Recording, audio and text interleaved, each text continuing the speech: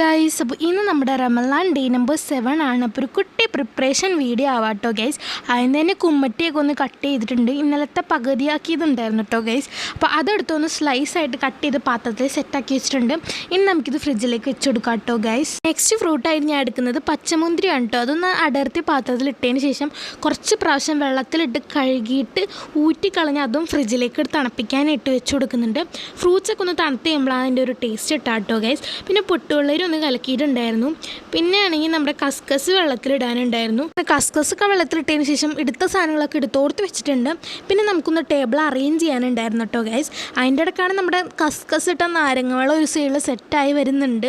ഇന്ന് നോമ്പ് തുറന്നതിന് ശേഷം മെയിൻ കോഴ്സ് ആയിട്ടുള്ളത് നല്ല അടിപൊളി ചെമ്മീൻ ദം ബിരിയാണിയാണ് കേട്ടോ ഗൈസ്. എൻ്റെ ഉമ്മയുടെ സ്പെഷ്യൽ ഐറ്റം ആണ് കേട്ടോ ഗൈസ്. അപ്പോൾ ഇതിൻ്റെ റെസിപ്പി ആർക്കെങ്കിലും വേണ്ടവരാണെങ്കിൽ ഇപ്പം തന്നെ ഒന്ന് കമൻറ്റ് ചെയ്യണേ. നോമ്പ് തുറക്കാനുള്ള സമയമായി. അപ്പോൾ നമുക്ക് സാധനങ്ങളൊക്കെ ടേബിളിലേക്ക് എടുത്ത് വെക്കാം. അപ്പോൾ ഇന്ന് നമുക്ക് കുമ്മട്ടിങ്ങ കട്ട് ചെയ്ത് വെച്ചിട്ടുണ്ട്. അതേപോലെ തന്നെ പച്ചമുന്തിരി ഉണ്ട്, ഈന്തപ്പഴം ഉണ്ട്, കടികളായിട്ട് നമ്മുടെ മുട്ട ബജിയും അതേപോലെ തന്നെ കട്ട്ലേറ്റും ഉണ്ട് കേട്ടോ ഗൈസ്. അത് പാത്രത്തിലേക്ക് പൊട്ടിച്ചിട്ട് കൊടുക്കുന്നുണ്ട്. പിന്നെ നമുക്ക് കഴിക്കാനുള്ള ചമ്മന്തിയും കൂടി സെറ്റാക്കിയിട്ടുണ്ട്. പിന്നെ നമ്മുടെ പൊട്ടുവെള്ളരി ജ്യൂസ് ഉണ്ട്. ഇനി നമ്മുടെ നാരങ്ങ വെള്ളം, കസ്കസ് ഇട്ട നാരങ്ങ വെള്ളമാണ് കേട്ടോ ഗൈസ്. അപ്പോൾ ഇതൊക്കെയാണ് നമുക്ക് ഇന്ന് തിന്നാനുള്ളത്. അങ്ങനെ നോമ്പൊക്കെ തുറന്നതിന് ശേഷം ഒരു 9:30 ആയപ്പോൾ നല്ല ചൂട് ദം ബിരിയാണി അങ്ങോട്ട് പൊട്ടിച്ചു ഗൈസ്. ഒടുക്കത്തെ ടേസ്റ്റ് ആയിരുന്നു. നിങ്ങൾക്ക് കാണുമ്പോൾ തന്നെ മനസ്സിലായിട്ടുണ്ടാവും. ഞാൻ കുറച്ചധികം വട്ടം കഴിച്ചിട്ടുണ്ടായിരുന്നു ഗൈസ്. അടിപൊളി നല്ല സോഫ്റ്റ് ദം ബിരിയാണി ആയിരുന്നു കേട്ടോ ഗൈസ്, ചെമ്മീൻ ദം ബിരിയാണി. അപ്പോൾ റെസിപ്പി വേണ്ടവരാണെങ്കിൽ ഇപ്പം തന്നെ കമൻറ്റ് ചെയ്യണം. അപ്പോൾ ഇന്നത്തെ വീഡിയോ ഇത്രേ ഉള്ളൂ. അപ്പോൾ അടുത്ത വീഡിയോ വരുന്നവരെ ബൈ ബൈ.